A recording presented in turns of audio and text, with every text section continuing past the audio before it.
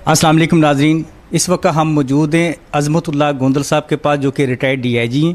आइए इनसे मुलाकात करते। सबसे पहले तो बात करते हैं कश्मीर के हवाले से, जो कश्मीर में हमारे मुसलमानों पे भारत की तरफ से जो जुल्म ढाया जा रहा है, उस हवाले से अक़वाम मुत्तहिदा को क्या पैगाम देना चाहते हैं? इस सिलसिले में मेरी गुजारिश है कि पहले हमारे वज़ीर आज़म पाकिस्तान इमरान खान साहब कश्मीर के हवाले से अपना बड़ी अच्छी तरह उन्होंने केस पर लीड किया और कश्मीर के लिए उन्होंने पूरी दुनिया में अपनी आवाज़ उठाई।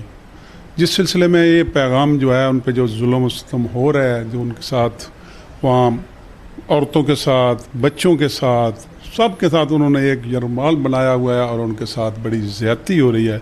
इस सिलसिले पूरी दुनिया में उन्होंने पैगाम पहुँचाया और जिसका मैं उम्मीद करता हूँ कि अल्लाह के फजल से इंशाअल्लाह कश्मीर आज़ाद होगा और पाकिस्तान की पूरी कौम कश्मीरियों के साथ खड़ी है और उनकी आज़ादी के लिए अपने जान से भी वो पूरे नहीं करेंगे और बच्चे से लेकर बूढ़े तक उनकी आज़ादी के लिए पूरी जंग लड़ेंगे।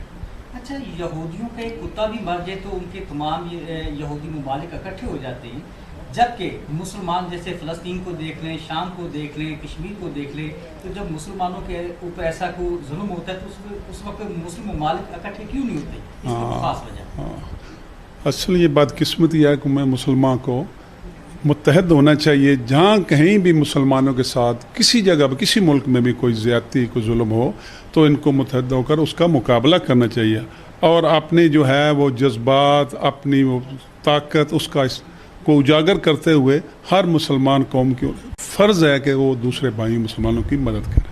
बहुत बहुत शुक्रिया। नाज़रीन, ये थे अज़मतुल्लाह गोंदल साहब जो कि अपने ख्यालात का इजहार कर रहे थे। कैमरामैन टीम के साथ मुनीर अहमद रज़ा, BBC उर्दू TV UK। अल्लाह।